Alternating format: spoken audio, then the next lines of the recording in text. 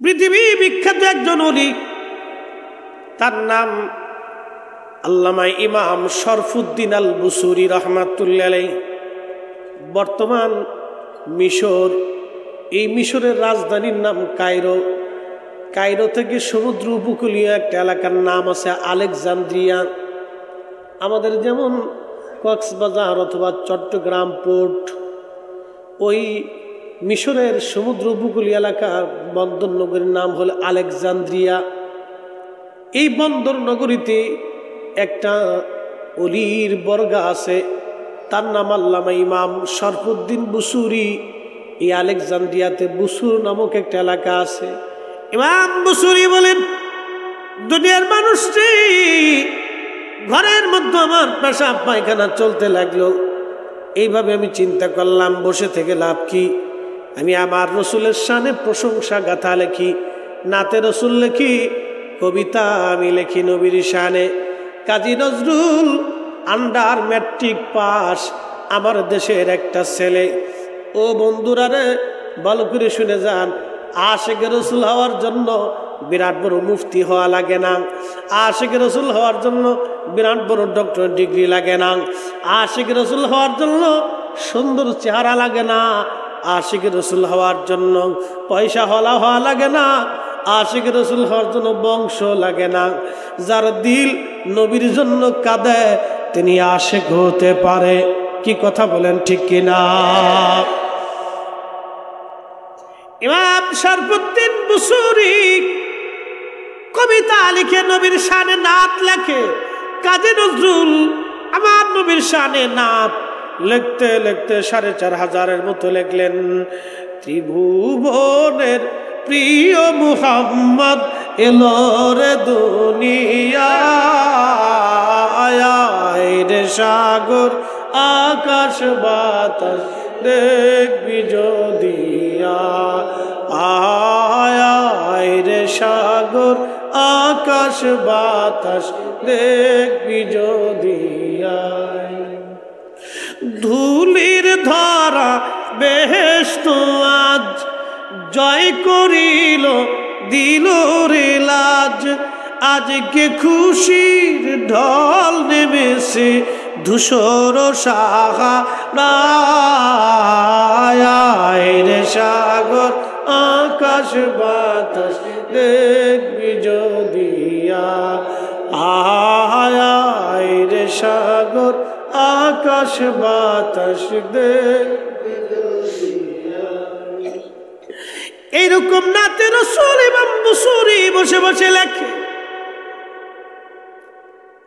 শেখ সাদি রহমাতুল্লাহ আলাইহি নাত লিখত, বালাগাল্লুলাবি কামালিহি কাশাফাদ দুজা বিজামালিহি হাসনাত জামিউ খুসালিহি সাল্লু আলাইহি ওয়ালিহি।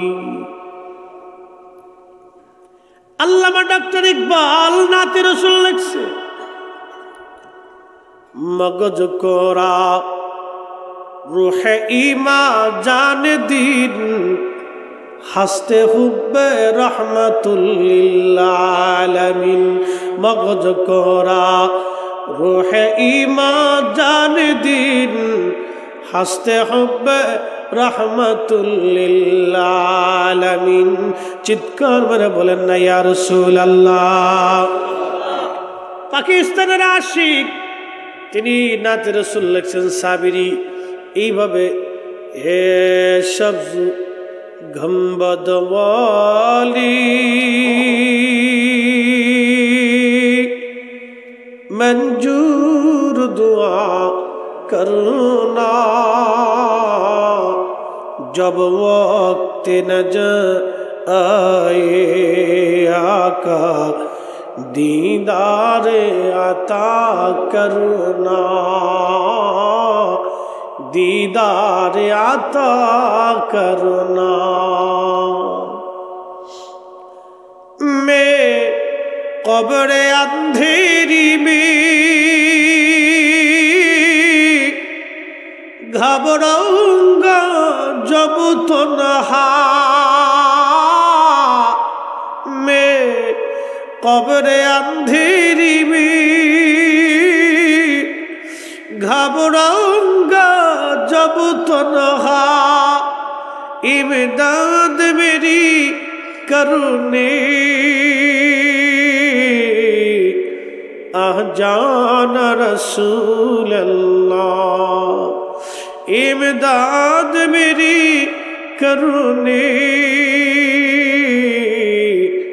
आजाना रसूल अल्लाह रोशन मेरी तू बत को लिल्लाह जरा करना जब वक्त न आए आका दीदारे अता करना दीदारे अता करना। আল্লামা ইমাম বুসরি তিনি লিখতেছেন কাসিদায়ে বুরদার মুকাদ্দামার ভিতরে তিনি লেখেন, আমি পক্ষগোত্রকে আক্রান্ত নাতে রসুল লিখতে লিখতে লিখতে লিখতে আমি একটা পাণ্ডুলিপি করে ফেললাম। আমার নবীর প্রশংসা আমি লিখতে লাগলাম। আমরা যদি নবীর প্রশংসা করি, আমার দেশের কিছু ভাইরা আপনারা বেদাতি বলে। হ্যাঁ, কথা কর না কেন, জোরে বলেন। এর বেদাতের ফতোয়ার গোষ্ঠী কি নাই বুঝেন নাই মনে হয়। আমার ফরিদপুরের ভাষায় বললাম, এর বেদাতের ফতোয়ার গোষ্ঠী কিলাই, ওর বেদাতের ফতোয়ার গাট্টি বুকসা নিয়ে ঘুমাই থাকুক, ও ছাতা দেখার টাইম সুন্নিদের নাই। কথা কন না কেন, ঠিক কিনা? তার মানে বোঝা গেছে রাত 12টার সময় সুন্নিরা তাবারকের লোভে বসে থাকে না, এরা নবীর লোভে বসা। কথা কন না কেন? রসুলের এশকে বসে রয়েছে। ওরা যারা বলে আমরা সিন্নির পাগল, তাদের বোঝা উচিত আমরা সিন্নির পাগল না। রাত 12টায় কোনো মুসলমান সিন্নির লোভে এইভাবে বসে থাকে না। আমরা অরিজিনালি আসলে রসুলের প্রেমের পাগল।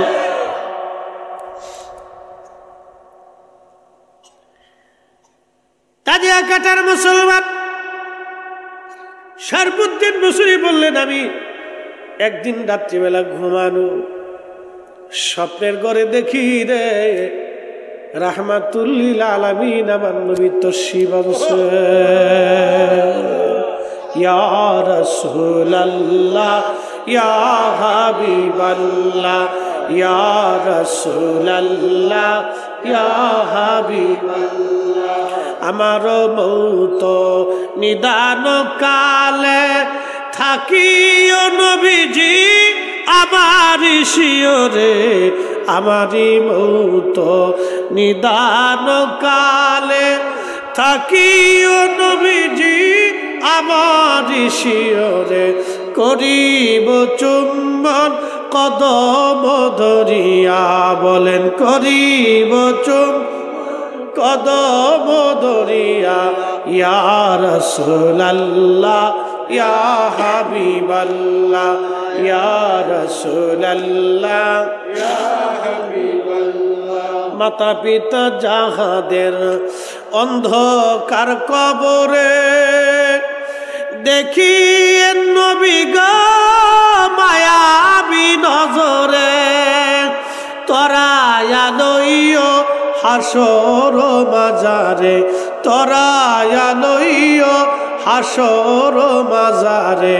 ইয়া রাসূলুল্লাহ ইয়া হাবিবাল্লাহ ইয়া রাসূলুল্লাহ ইয়া হাবিবাল্লাহ। এক মহেশখালীর মুসলমান শরফুদ্দিন বুসরি দেখে বলে, দুনিয়ার মানুষ, স্বপ্ন দেখলাম রাহমাতুল্লিল আলামিন নবীজি তশরিফ গ্রহণ করেছেন। আমি অসুস্থ, আমার বিছানায় শিয়রে আল্লাহর নবী বসে গেল। আমি বসতে পারলাম না, উঠতে পারলাম না, দাঁড়াইতে পারলাম না, আমি অক্ষম, অসুস্থ ছিলাম। শুয়ে শুয়ে বললাম, ইয়া রাসূলুল্লাহি, নালায়েকের ঘরে রহমতের নবী তশরিফ আনছেন। হুজুর, আমি বড় অসহায়।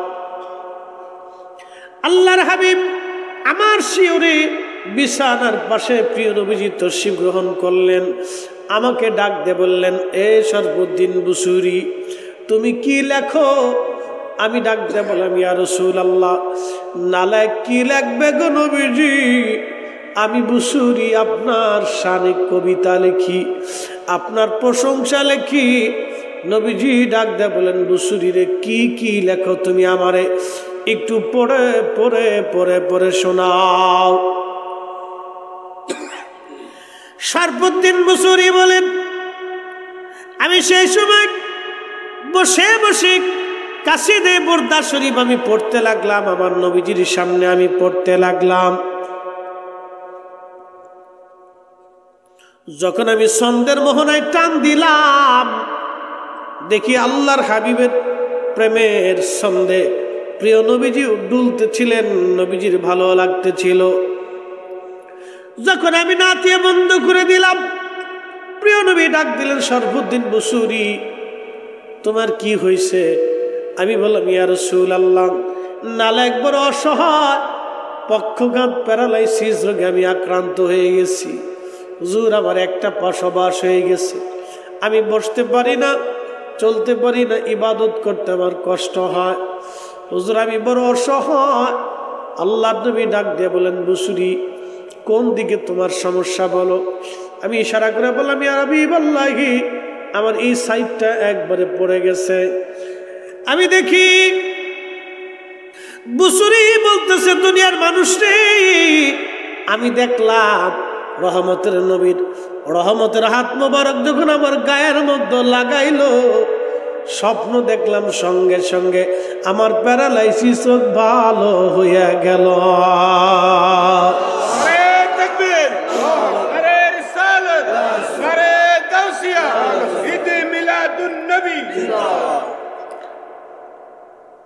এ সবজ গম্বদ वाले मंजूर दुआ करना, जब वक्त नजा आए आका दीदारे अता करना। বলেন, নবী আসতে পারেনি? আসতে বলেন, পুলিশে ধরবে পারেনি? চিৎকার মেরে বলেন, পারেনি। যদি আমার নবী আসেনি, জীবন আমাদের ধন্য। ইমাম বুসুরি বললেন, পক্ষঘাত আমার ভালো হয়ে গেল, সঙ্গে সঙ্গে আমি ভালো হয়ে গেলাম।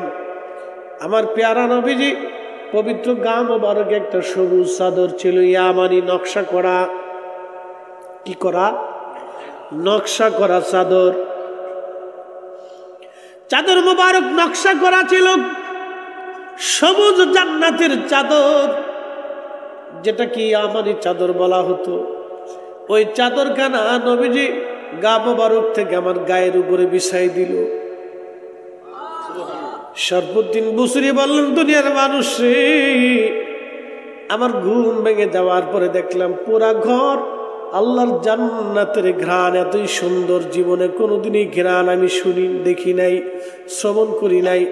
এই ঘ্রাণ আমার নাকে কোনোদিন লাগে নাই। আমি ঘুম থেকে উঠে দেখলাম আমার প্যারালাইসিস রোগ ভালো হয়ে গেছে। আরো তাকায় দেখলাম আমার নবীজি যে চাদর মুবারক আমার দিয়েছিল, ওই চাদর মুবারক আমার গায়ের উপরে শোভা পাইতেছে। একসাথে বলেন তো আল্লাহু আকবার। তাহলে বলেন, নবী আসে না নাই? জোরে বলেন, আসে না নাই? উম্মতের কঠিন বিপদে নবী আসে কি আসে না? मैं कब्र अंधेरी में घबराऊंगा जब तन्हा, मैं कब्र अंधेरी में घबराऊंगा जब तन्हा, इमदाद मेरी करने जान रसूल अल्लाह, इमदाद मेरी करने आजा ना रसूल अल्लाह, रोशन मेरी तुर्बत को लिल्लाह जरा करुणा, जब वक्त नजर आए आका दीदार अता करना, दीदार अता करना। हाजरीन মহেশখালীবাসীর, এই যে আমাদের দেশে মহেশখালীতে, চট্টগ্রামে, কক্সবাজারে কোটি কোটি টাকার মালিক আছে। কি কথা কন না কেন? হাজার হাজার কোটি টাকার মালিক আছে। এমনও মালিক যার একটা জাহাজের মধ্যে কয়েক হাজার কোটি টাকার মাল থাকে, আছে না? একটা শিপের ভিতরে কয়েক হাজার কোটি টাকার মাল থাকে। কত টাকা আছে সে নিজেও বলতে পারে না, কিন্তু নবীর প্রেমের একটা বাগান সাজানোর নসিবে নাই। ঠিক কিনা? আপনারা আমার মতো নসিহত না করবেন কি আল্লাহ কবুল করছে? আপনারা আমার মতো গরিব মানুষ, খেটে খাওয়া মানুষ, মধ্যবিত্ত মানুষ, সামান্য ব্যবসা চাকরি উপার্জনের মানুষদেরকে আল্লাহ কবুল করিয়া নবীর প্রেমের গোলাম বানাইয়া, রসুলের ইশকের প্রেমের শরাব পান করাইয়া আমাদেরকে নবীর ইশকের পাগল বানাই দিছে। এর চাইতে বড় বুলন্দ নসিব আমাদের জীবনে আর কিছুই হতে পারে না। কথা কোন ঠিক কিনা?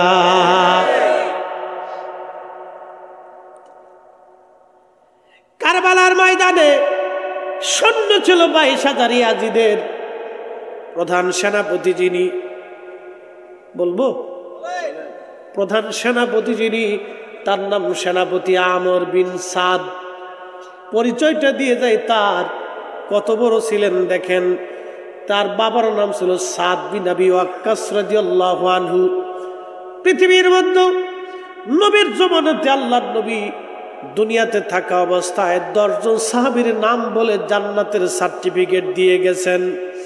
একজনের নাম আবু বকর ফিল জান্নাতি, ওমর ফিল জান্নাতি, ওসমান ফিল জান্নাতি, আলী ফিল জান্নাতি, তালহা ফিল জান্নাতি, জুবাইর ফিল জান্নাতি, সাদ বিন আবি ওয়াক্কাস ফিল জান্নাতি।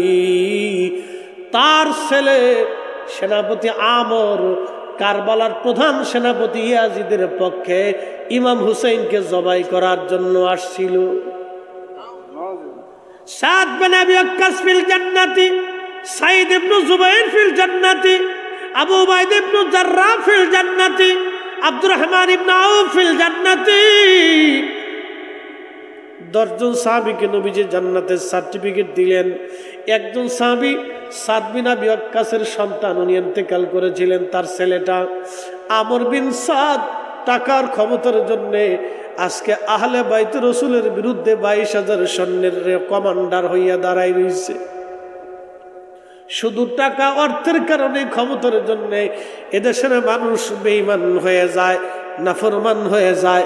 আল্লাহ আমাদেরকে অর্থ যদি কম দিক আর বেশি দিক, আমরা রসুলের পক্ষে আছি, এটা আমাদের জন্য অনেক বড় বুলন্দ নসিব, কপালওয়ালা। কথা বলেন কেন?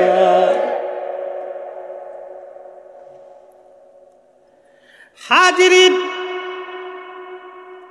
আহলে বাইতে রসুল, আওলাদে রসুল হযরত ইমাম হুসাইন রাদিয়াল্লাহু আনহুর কারবালার ঘটনা অনেক বড় লম্বা, শুধু একটু বোঝানোর জন্য বলতেছি। ইশকে রসুল, রসুলের পক্ষে থাকে, এটা আমাদের জন্য বুলন্দ নসিব। ইমাম হুসাইনের পবিত্র মস্তক মুবারক কেটে বর্ষার আগায় বিধাইয়া তারা সুদূর কুফা থেকে, ওই কারবালা থেকে রওনা হয়ে তারা কুফা নগরে আসলো। কুফার গভর্নর ছিল ওবায়দুল্লাহ ইবনে জিয়াদ। ইবনে জিয়াদ ছিলেন ওবায়দুল্লাহর বাবার নাম জিয়াদ। জিয়াদের বাবার কোনো পরিচয় খুঁজে পাওয়া যায় না। জিয়াদ যার সন্তান ছিল, তার জন্মটা ছিল অবৈধভাবে। এই জিয়াদের ছেলের নাম ছিল ওবায়দুল্লাহ। রক্তের ভিতরে বিরাট বড় ভেজাল।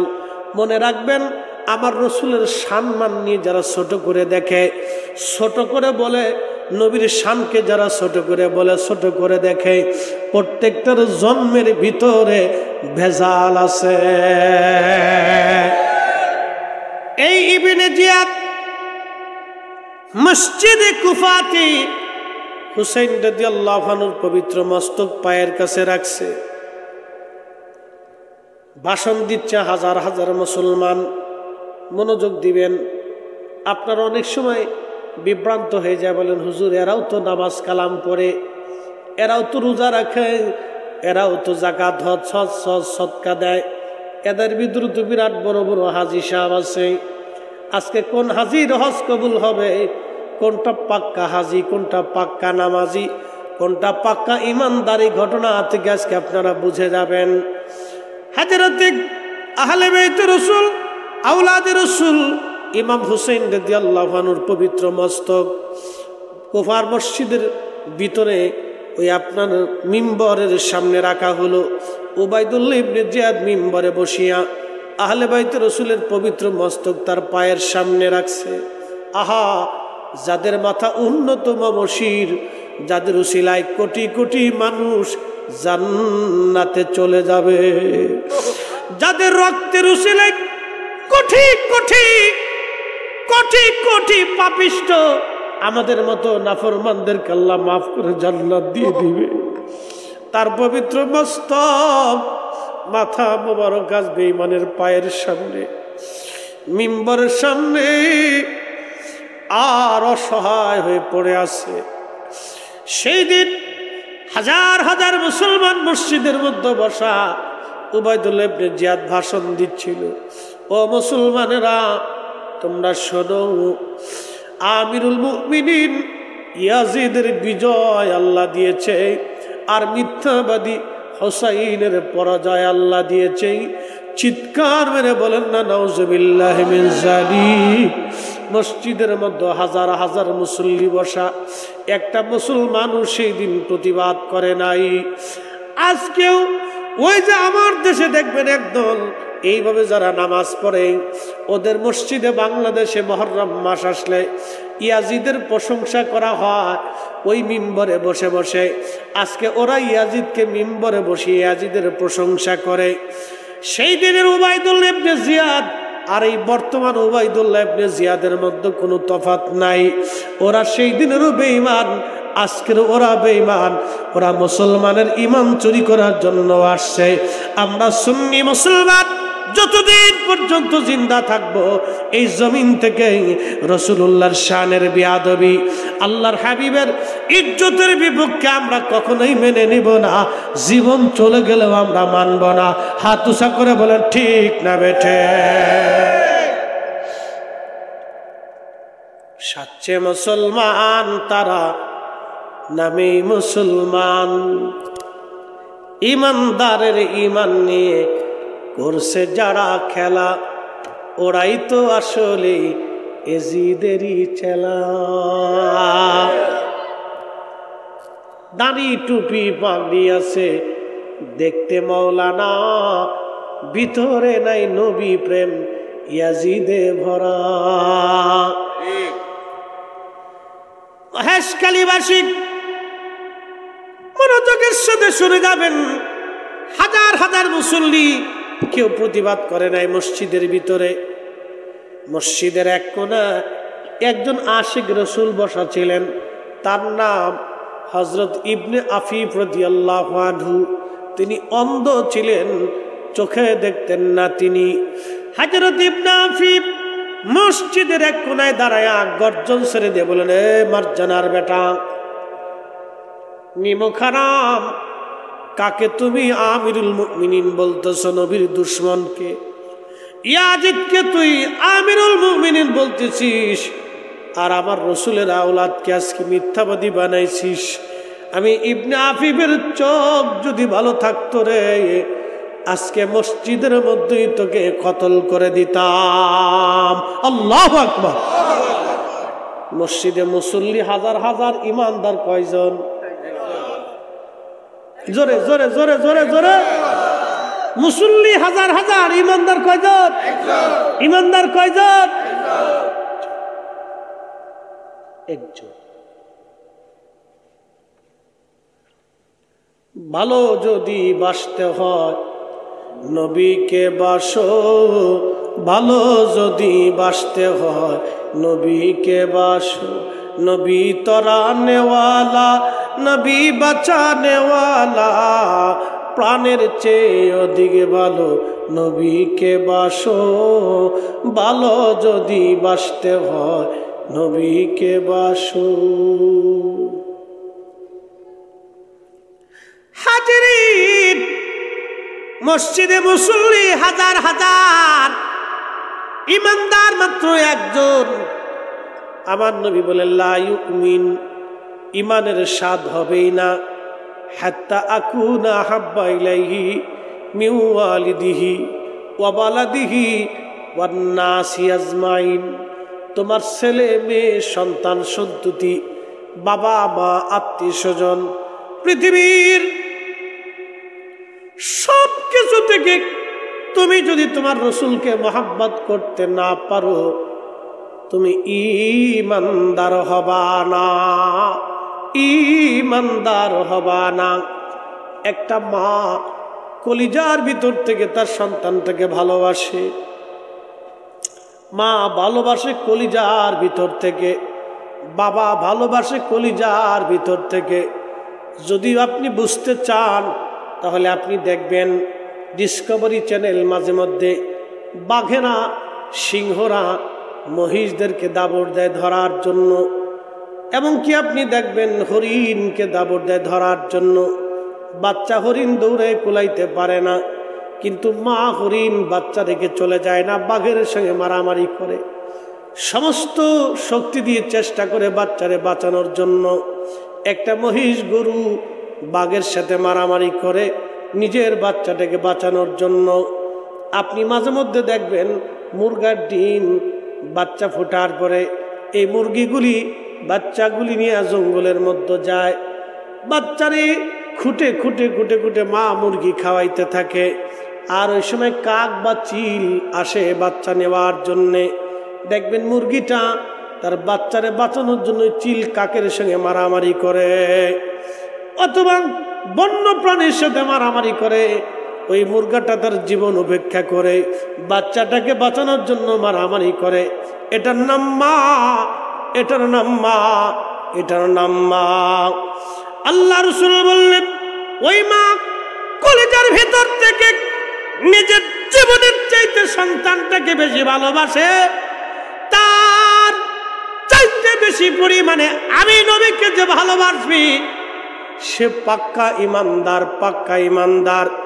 এই জন্য কুফার মসজিদে মুসল্লি ছিল হাজার হাজার, প্রতিবাদ করেছে একজন ইবনে আফিফ, তার মানে বোঝা গেল মুসলমান একজন, মুসল্লি হাজার হাজার, ইমানদার একজন।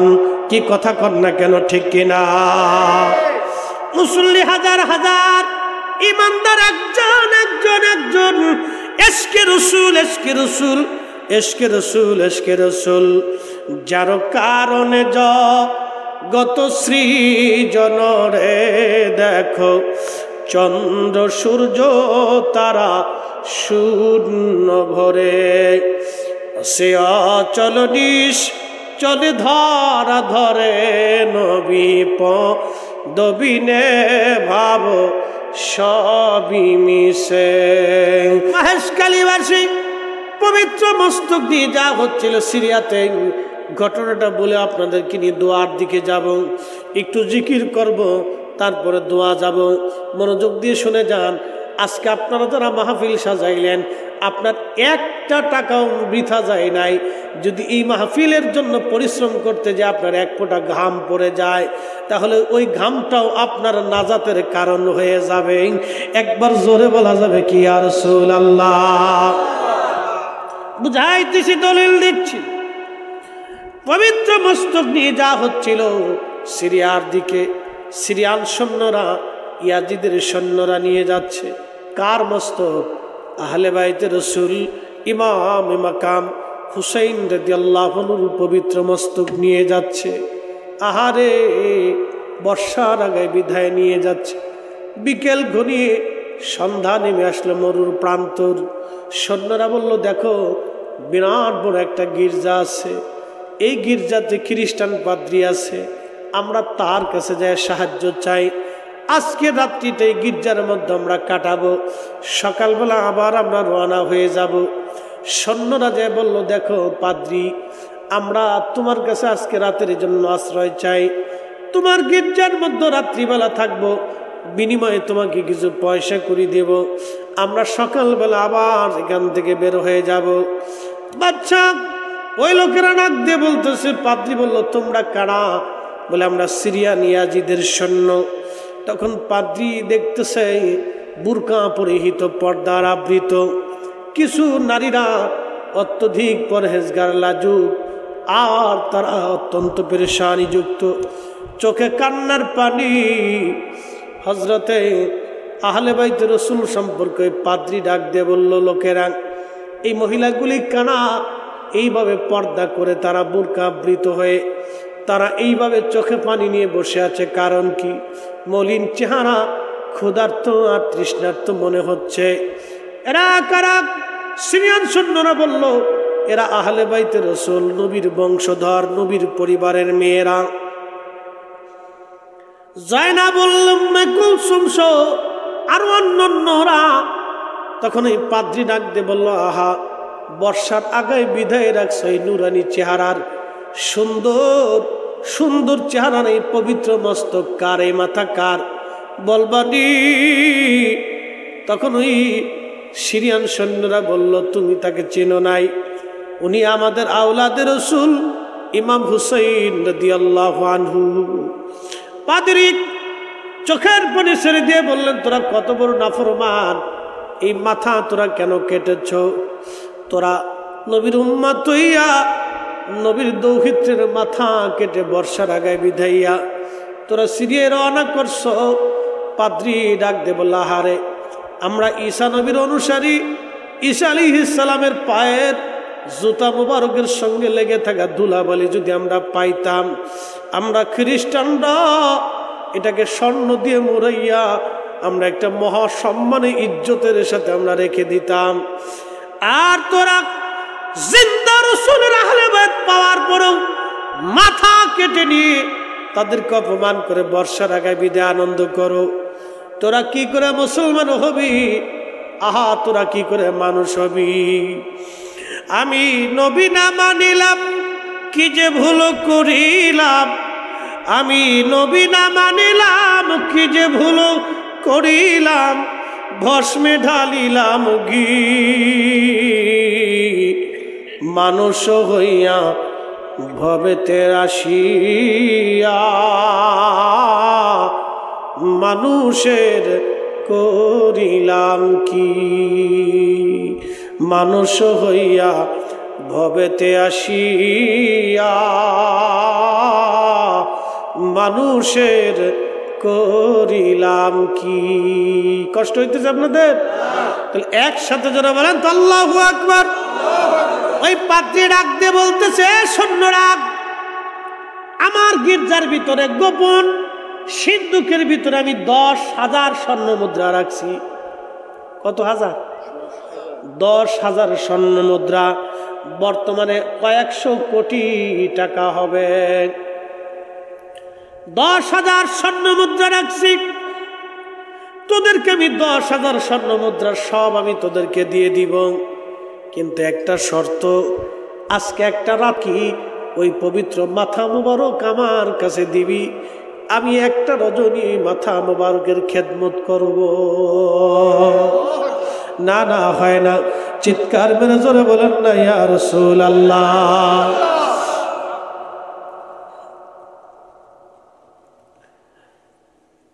ঠিক তখনই পাদ্রী ডাক দিয়ে বলল, ওই নারীদেরকে আমাকে দিবা আজকে রাতের জন্য। যদি আমি খ্রিস্টান, তারা রসুলের পরিবারের ওই সম্মানিত ব্যক্তিদের আজকে একটা রাতের জন্য আমি বিশ্রাম এবং খাবার দাবারের ব্যবস্থা করে দিব। ওরা চিন্তা করলো 10,000 স্বর্ণ মুদ্রা পাবো, সারা জীবন পরিশ্রম করেও যা সম্ভব না, আজকে পাইলাম। ওরা চিনল টাকা, কিন্তু রসুল ওরা চিনে নাই। কথা কন না কেন? নবী পাইতে হলে বুলন্দ নসিব লাগে। আল্লাহ আমাদের মতো হতভাগাদেরকে আমার রসুলের গোলাম হওয়ার, নবীর পক্ষে থাকার মতো তৌফিক আল্লাহ আমাদেরকে দিয়েছেন। এর চাইতে বুলন্দ নসিব জীবনে আর কিছুই হতে পারে না, ঠিক কিনা? হযরতে আহলে বাইত রাসূলদেরকে ভিতরে নিয়ে যাওয়া হলো। পবিত্র মস্তক তিনি হাতে করে নিয়ে গেলেন, একটা স্বর্ণের প্লেটের মধ্যে তিনি বসাইলেন। নিজের রুমের মধ্যে বিছানার উপরে বসাইয়া নিজে মাটির উপরে বসলেন, ফ্লোরে বসলেন, নিজে সম্মানের সাথে নিচে বসলেন। আল্লাহু আকবার। আল্লাহর ইমাম হুসাইনের পবিত্র মাথা মোবারক সামনে নিয়ে সম্মানের আসনে নিচে বসলেন। নিচে বসিয়া পানি এনে পবিত্র মাথা মোবারকের মধ্যে পানি দিয়ে ঢেলে ঢেলে চুল দাড়িগুলি, ধুলাবালি, রক্তগুলি ছিল এইগুলি ধুয়ে ধুয়ে পরিষ্কার করতে লাগলেন। ঠিক এমন সময় পাত্রী দেখলেন পবিত্র মাথা মোবারক থেকে একটা নূর মধ্য আকাশ পর্যন্ত চলে গেল। সুবহানাল্লাহ। কি আসতে না না হয় না, আরো জোরে বলেন ইয়া রাসূলুল্লাহ। পবিত্র নূর মোবারক মাথা মোবারক থেকে মধ্য আকাশ পর্যন্ত চলে গেল। ওই নূরের রাস্তার ভিতরে তাকিয়ে অনেক আশ্চর্য দৃশ্যগুলি দেখতে লাগলেন পাদ্রী। আর পাদ্রীর কলিজা খুলে গেল, কালবের দরজা খুলে গেল। তিনি তিনার পবিত্র জবান থেকে পড়তে লাগলেন লা ইলাহা ইল্লাল্লাহু মুহাম্মাদুর রাসূলুল্লাহ সাল্লাল্লাহু আলাইহি ওয়াসাল্লাম। নূহ আলাইহিস সালামের বেটা কেনান আল্লাহ কেউ অস্বীকার করে বসলো। আমার মালিক ডাক দেয়, বলেন নূহরে তুমি একটা গাছ লাগাও। মনোযোগ দিবেন। নূহ নবীরে বলেন নূহ তুমি একটা গাছ লাগাও। বলে রব গাছ লাগাই হবে কি? বলে ওই গাছের তক্তা দিয়ে জাহাজ বানাবা। আল্লাহ নবী নূহ আলাইহিস সালাম 100 বছর আগে একটা গাছ লাগাইলেন। লোকেরা ডাক দেখে নূহ রে গাছ কি জন্য তুমি লাগাও? বলে এই গাছ বড় হবে আর কাঠ হবে, কেটে বিরাট বড় নৌকা বানাবো, এই মহাপ্লাবন আসবে, সারা পৃথিবী পানিতে ডুবে যাবে। নূহ পাগল হইছে রে, নূহ পাগল হয়ে গেছে। খোদারি পয়গম্বর নূহ আলাইহিস সালাম 850 বছর ধরে শুধু দাওয়াত দিলেন, উম্মতের মধ্যে দাওয়াত। 83 জন মাত্র দিন কবুল করলো, বাকিরা একটা বারের জন্য আল্লাহকে আল্লাহ বলে মানে নাই। 83 জন মাত্র 850 বছর। বুঝেন তো তাদের দিল কত কঠিন ছিল।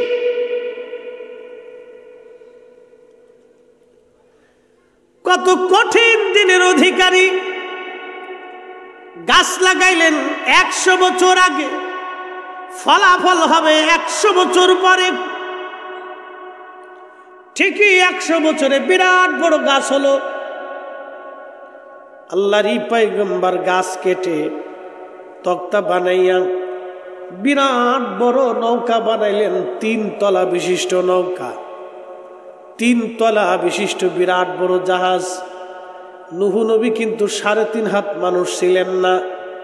নূহ আলাইহিস সালাম মিনিমাম হলেও আদম সফিউল্লাহর 2 পুরুষ পরে। আদম সফিউল্লাহর বেটার নাম ছিল হযরতে শীশ আলাইহিস সালাম। শীশ আলাইহিস সালামের বেটা, তারপরে নূহ আলাইহিস সালাম। নূহ নবীর 4টে বেটা ছিল, হাম, সাম, ইয়াফেস, কেনান। হাম, সাম, ইয়াফেস, কেনান। কেনান ডুবে বলল, হাম, সাম আর ইয়াফেস 3 জন বেঁচে রইল। হাম, সাম আর ইয়াফেস হলো এই মানব জাতির সব যত শাখা আছে, আফ্রিকা বলেন, ইউরোপ বলেন, আমেরিকা বলেন, আরব বলেন, আজম বলেন, ভারত বলেন, পাকিস্তান বলেন, হাম, সাম, ইয়াফেস এই 3 জনের বংশধর সবাই। হাম, সাম, ইয়াফেস এই 3 জনের বংশধর আমরা সবাই। এর মধ্যে কেউ কালা, কেউ ধলা, কেউ বাদামি, কেউ মাটি কালার, কেউ ওই যে আপনার লাল কালার, কেউ একবারে ফেত ফেতে সাদা কালার। এই তিনজন থেকে মানব জাতির বংশ বিস্তার হলো। সারা পৃথিবী আল্লাহ বললেন নুহু মহাপ্লাবন হবে। নুহু নবী বললেন রব মহাপ্লাবন বুঝবো কি করে? বলে তুমি রান্না করতে থাকবা, তোমার জ্বলন্ত চুলার ভিতর থেকে যখন পানি বের হবে তখনই বুঝবা সারা পৃথিবী পানিতে ডুবে যাবে। আগুনের চুলার ভিতর থেকে পানি বের হবে, তখনই বুঝবা পৃথিবী শেষ, ডুবে যাবে। ওয়াইদাল বিহারু ফুজ্জিরাত ওয়াইদাল কুবুরু বুসিরাত।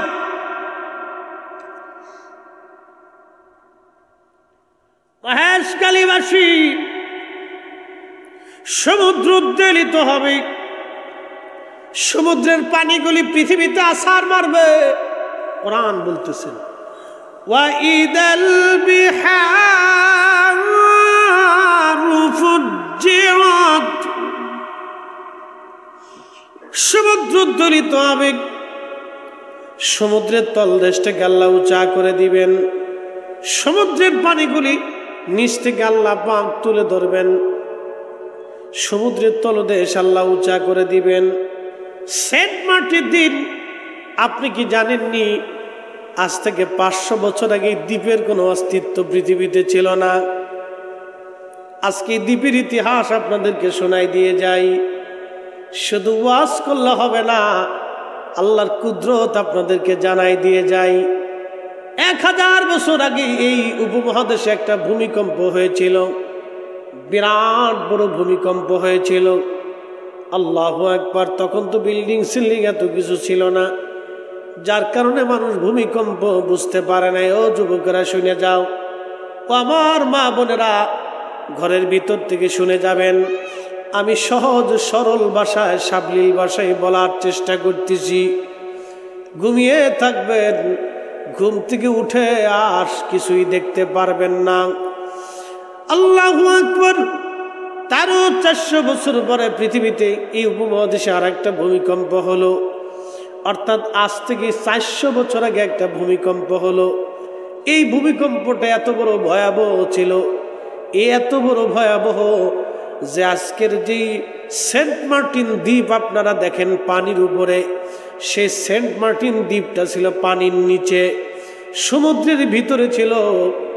এই ভূমিকম্পের কারণে আমার আল্লাহ রাব্বুল আলামিন এই সেন্ট মার্টিনটাকে ধাক্কাইয়া উপরে উঠাইয়া আমার আল্লাহ বঙ্গোপসাগরের 3 ফিট উপরে আমার আল্লাহ উঠাই দিলেন। একবার জোরে বলা যাবে আল্লাহু আকবার। তুমি রহমান, তুমি মেহেরবান, তুমি রহমান, তুমি মেহেরবান। অন্ধ গাহে না শুধু তোমারি গুণগান, অন্ধ গাহে না শুধু তোমারি গুণগান, বুঝেও বুঝে না তবু শান।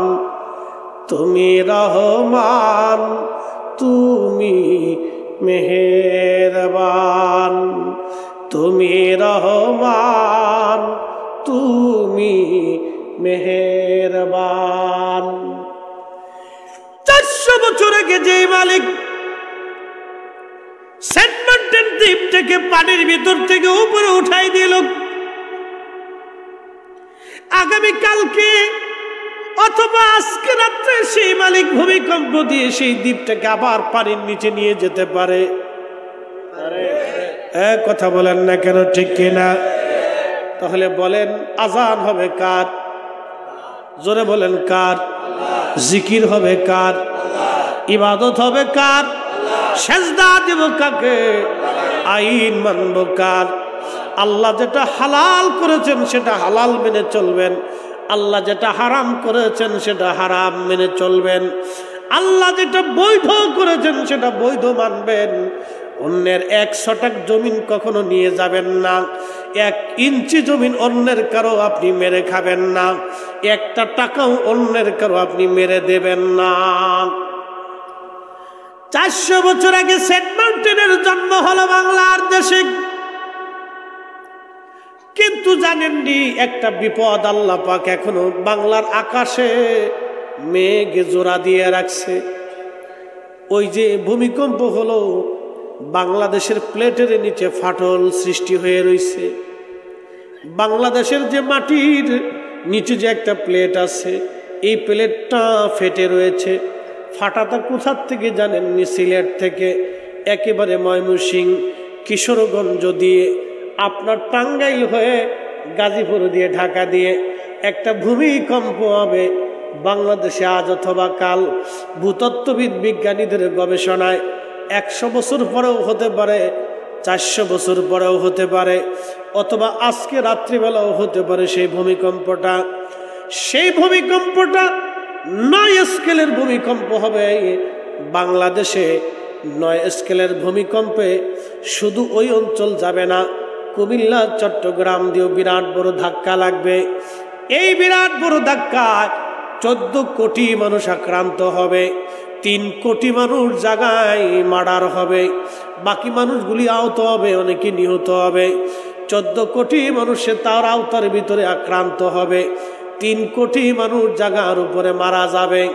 ঢাকা শহর থাকবে না, এটা বিরান ভূমি হয়ে যাবে। বড় বড় বিল্ডিংগুলি ভেঙ্গে ভেঙ্গে পড়ে যাবে। কোটি কোটি টাকার মালিকরা সকালবেলা অস্তিত্বহীন হয়ে যাবে।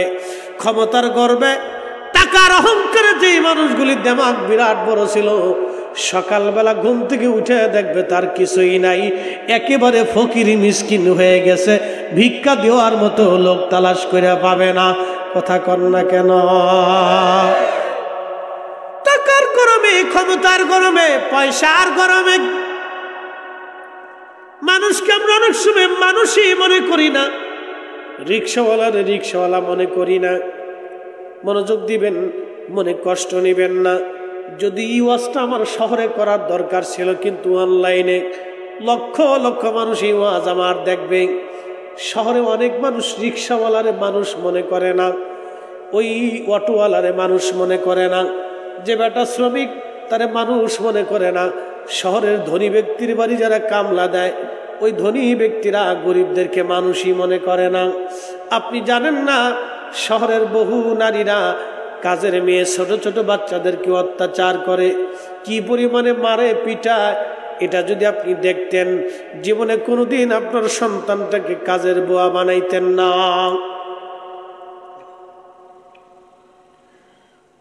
একজন বাবা কখন তার মেয়েটাকে কাজের মেয়ে হিসেবে শহরে কাজে পাঠায় জানেননি? যখন একেবারে নিরুপায় হয়ে যায়। নিরুপায় হয়ে যায়। খুব মনোযোগ দিয়ে কথাগুলি শুনবেন। যিনি রিক্সাওয়ালা, তিনি কিন্তু হালাল উপার্জনে রুটি রুজি করতেছেন, তার পয়সা হালাল। মনোযোগ দেন। যিনি শ্রমিক, সারাদিন পরিশ্রম করে 500 টাকা রুজি হয়। আপনাদের দেশে অনেকেই আছে সারাদিন পরিশ্রম করে 500 টাকা মাইনে পায়, 300 টাকা মাইনে পায়, এরকম আছে না নাই? আসেনি? আছে।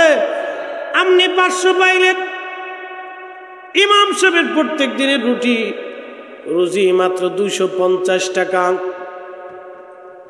সারাদিনের পরিশ্রমের ফসল মাত্র 250 টাকা। আপনার ডিউটি সকাল 8টা থেকে বিকেল 4টা অথবা রাত 8টা পর্যন্ত, আর ইমাম সাহেবের ডিউটি 24 ঘন্টা।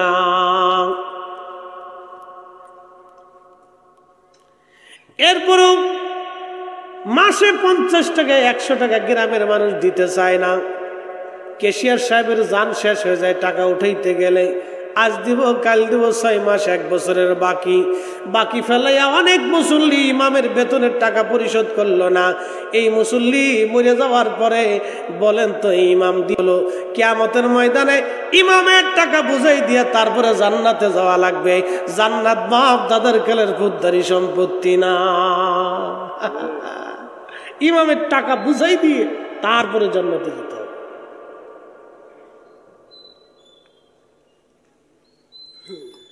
পরিসংখ্যান আপনাকে বুঝিয়ে দিলাম। 500 টাকা যিনি রুজি করেন তার টাকাটাকে সম্মান করা লাগবে। আমি বলতে চাইছিলাম যিনি শ্রমিক তাকে সম্মান করতে হবে, ওই শ্রমিকের স্থানে তাকে সম্মান করা লাগবে। আমি 1000 কোটি টাকার মালিক হতে পারি, শ্রমিক যদি না হতো তাহলে আমার বিল্ডিং কে বানায় দিত? কাজের লোক যদি না হতো আমার কাপড় চুপড়গুলি কে পরিষ্কার করে দিত? আমাকে সাহায্য করত। এই জন্য যার যার অবস্থানে তাকে তাকে সম্মান করা লাগবে। কারো কাজকে ছোট করে দেখা যাবে না, কারো কাজকে ছোট করে দেখা যাবে না। যিনি ব্যবসা করেন তাকে ছোট করে দেখা যাবে না। কিন্তু আজকে একটা পরিসংখ্যান আপনাদেরকে দিয়ে যায়, সারাদিন পরিশ্রম করে যেই লোকটা 500 টাকা রুজি করেন, 500 টাকা মাইনে পান, 500 টাকা যেই লোকটা রুজি করেন এই লোকটার সম্পূর্ণ পয়সা হালাল, টাকা হালাল, তার খাবার হালাল, তার পানি হালাল, তার রিজিক হালাল, তার তরকারি হালাল, তার ঘর হালাল, ফ্যানের বাতাস হালাল, তার রক্ত হালাল, তার এই শরীর হালাল, তার গোশত হালাল, তার সব কিছু হালাল। কিন্তু ঘুষের টাকা দিয়ে টেবিলের উপরে কলমের কাগজ দিয়ে খুশা দিয়ে মেরে দিয়ে যে লোকটা টেবিলের নিচ দিয়ে টাকা নিয়ে 500 কোটি টাকা রুজি করলো, ওর সব কিছুই হারাম। ও 1000 হজ করলে একটা হজও আদায় হবে না। আর প্রত্যেক দিন 5 ওয়াক্ত নামাজ জামাতে পড়লে 1 ওয়াক্ত নামাজও কবুল হবে না। কথা কন না কেন? বুঝে তারপরে যাবে। তাজিয়াকাটা মহেশখালীবাসী পৃথিবী অল্প সময়ের জন্য বলছিলাম সমুদ্র উদ্বেলিত হবে, সারা পৃথিবী ধ্বংস হয়ে যাবে সেই দিন। আল্লাহু আকবার। 1991 বিরাট বড় তুফান আপনারা দেখেছেন, বিরান হয়ে গেল বহু মানুষ। আবারও তুফান যে কোনো সময় আসতে পারে, যে কোনো মুহূর্তেই হতে পারে, বলাটা মুশকিল।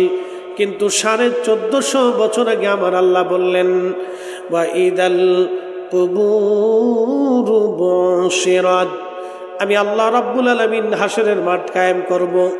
কবর থেকে মানুষগুলি উঠে উঠে উঠে উঠে আমি আল্লাহর দরবারের দিকে দৌড়াইতে থাকবে। আলিমাত নাফসুম মা কদ্দামাত ওয়া আখারাত। আল্লাহর কোরআন বলতেছে সেই দিন মানুষ জানবে সে আগে কি পাঠাইলো, কি নামাজ পাঠাইছে, কি রোজা পাঠাইছে, কি হক পাঠাইলো, কি হালাল পাঠাইলো, কি জিন্দেগি পাঠাইলো। আমি আল্লাহ মানুষদেরকে সব দেখাই দিব। যিনি তোমাকে সৃষ্টি করেছেন, সুবিন্যস্ত করেছেন তিনি, সুঠাম করেছেন তিনি। আল্লাহ আল্লাহ আল্লাহ আল্লাহ। যিনি সুঠাম করেছেন, সুবিন্যস্ত করেছেন তিনি, তিনি সব আমাদের জন্য করলেন। এই জন্য সব ক্ষমতা আমার মালিক আমার আল্লাহ তার নিজের কাছে রাখলেন।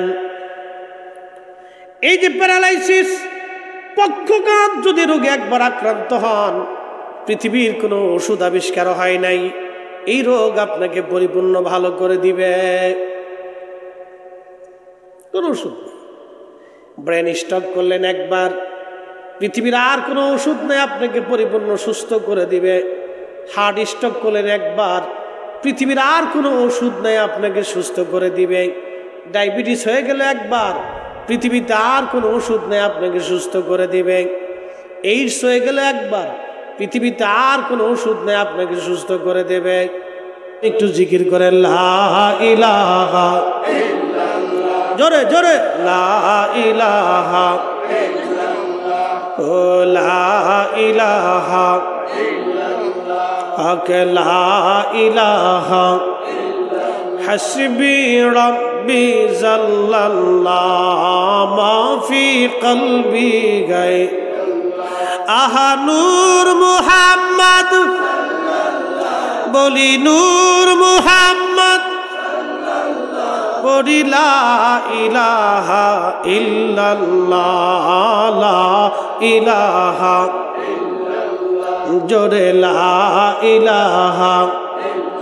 জবান খুলে আল্লাহ আল্লাহ আল্লাহ আল্লাহ আল্লাহ আল্লাহ, একসাথে আল্লাহ আল্লাহ আল্লাহ আল্লাহ আল্লাহ আল্লাহ আল্লাহ আল্লাহ আল্লাহ আল্লাহ আল্লাহ আল্লাহ আল্লাহ আল্লাহ আল্লাহ Allah, Allah, Allah, Allah, Allah, Allah, Allah, Allah, Allah, Allah.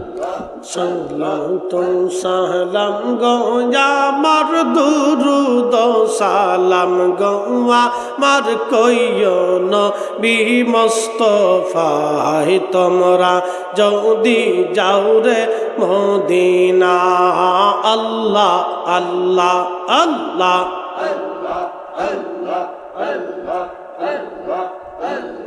সালাতু সালাম গো আমার দুরুদ সালাম গো আমার কইও নবী মুস্তাফায় তোমরা যদি যাও রে মদিনা আল্লাহ আল্লাহ আল্লাহ আল্লাহ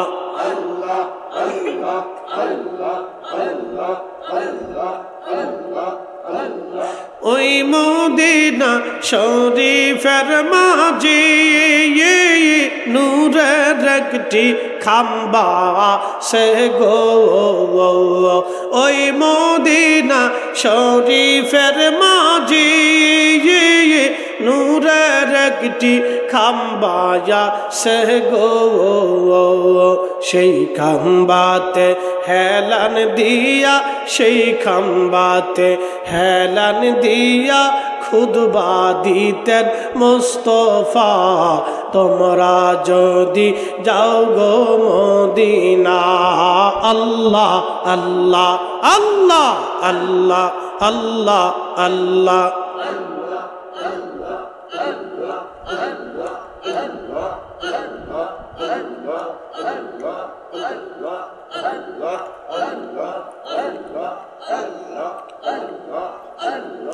ওই মদিনা শরীফের মাঝে নূরের একটি রওজা সে গো সেই রওজাতে ঘুমিয়ে আসেন সেই রওজাতে ঘুমিয়ে আসেন দিনের নবী মুস্তাফায় তোমরা যদি যাও রে মদিনা আল্লাহ আল্লাহ আল্লাহ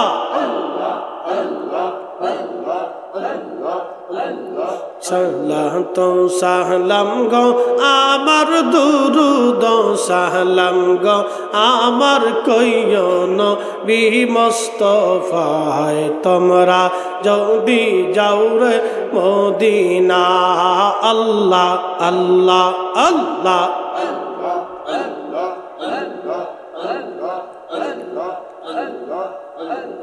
হাজিদের যাত্রা কায়ালি বৈশা থাকি পথের দ্বারে গো হাজিদের যাত্রা কায়ালি বৈশা থাকি পথের ধারে গো আমার সালাম পৌঁছাই দিও আমার সালাম পৌঁছাই দিও ওই না সোনার মদিনা তোমরা যদি যাও গো মদিনা আল্লাহ আল্লাহ আল্লাহ আল্লাহ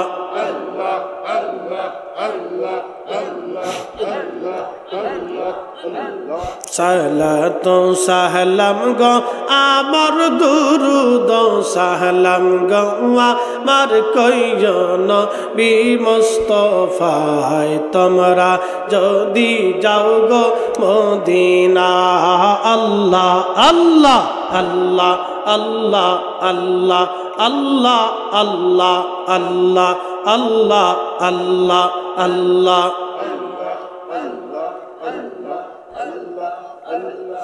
লা